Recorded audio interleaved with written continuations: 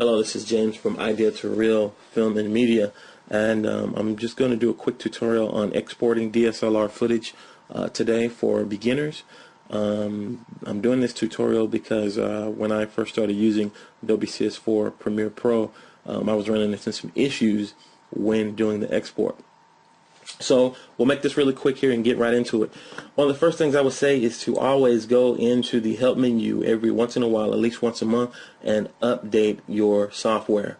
Updating the software can sometimes fix some issues when you're using new devices connected for exporting, and really helps to keep the program running smoothly in most cases.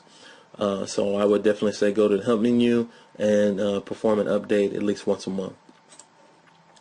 Going back to the edit, you want to go ahead and highlight your viewer window for the actual edit that you've done, and then go to File, Export Media. Make sure that before you export anything, and this is really, I'm just saying this because this tutorial is for beginners, you want to make sure that you take the time whenever you complete your edit to render your effects in the workspace. It'll take some time once you start that render process, but once the rendering is done, you'll get a smooth playback, and that'll actually save you a little bit of time on your export when you start the export process. So when you have this edit complete how you want it, go to Sequence and go to Render Effects and Work Area, or if you've just finished, the Render Entire Work Area will be highlighted, and you can also just click Render Entire Work Area, and that'll get the footage rendered for you, and will play a lot smoother when you actually play the footage over in your player here. As you can see, the dissolves aren't grainy, and this footage here that's linked is full HD footage. And I'm only running an Intel Core i5 processor on the Windows 7 platform. So back to the edit. What you want to do is you want to go File, you want to go Export Media. When you go Export Media, what you'll get is this screen here for the export settings. Now for HD footage, I'm going to say use H.264.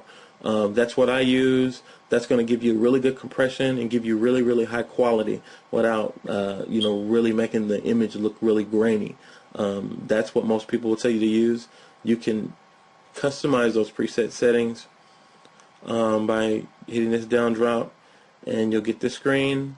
For this project, we're going to use YouTube widescreen HD. As you can see, there's many others, some for the Sony PlayStation Portable, iPod, which also works for iPhone as well. So we're just going to click YouTube widescreen. You've got your other video settings down here.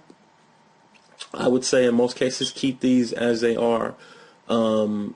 It's going to set the export based on the footage that you have in there, and based on this custom preset. So if this custom preset is what you're actually looking to go for, YouTube widescreen HD, this is going to give you the best settings down here for that custom preset. So I would say don't change any of this information down here once you pick this preset. Alrighty, so we've got that. Once you get that here, basically you're going to go ahead and hit OK. When you hit OK, you'll get the Adobe Media Encoder will open up. It looks like I just already had it open.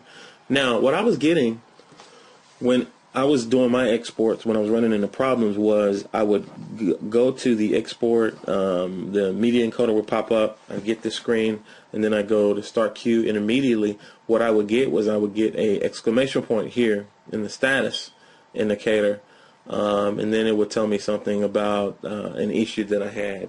Whenever you look at the log, and basically, in short, my footage wouldn't export at all properly. What I found out is that the problem that I was having is that because the processor is a little bit slower than what you would have for like a MacBook Pro or a high-end computer just kind of built for editing or handling those heavy workloads, is that it takes a little bit of time for those files to load. And typically if you hit settings, what will happen is that you'll get a little screen here that'll come up, that a little window will pop up and say loading files.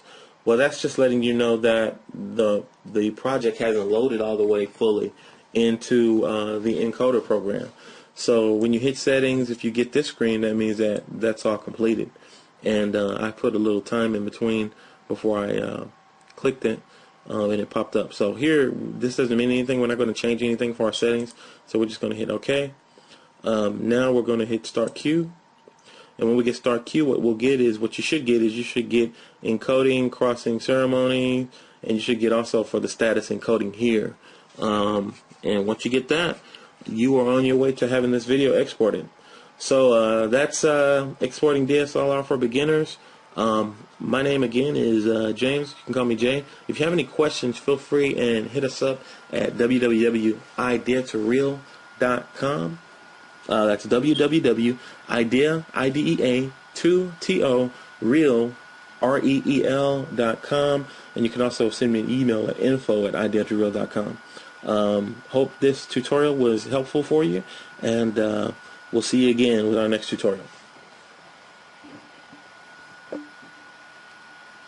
And don't forget to subscribe.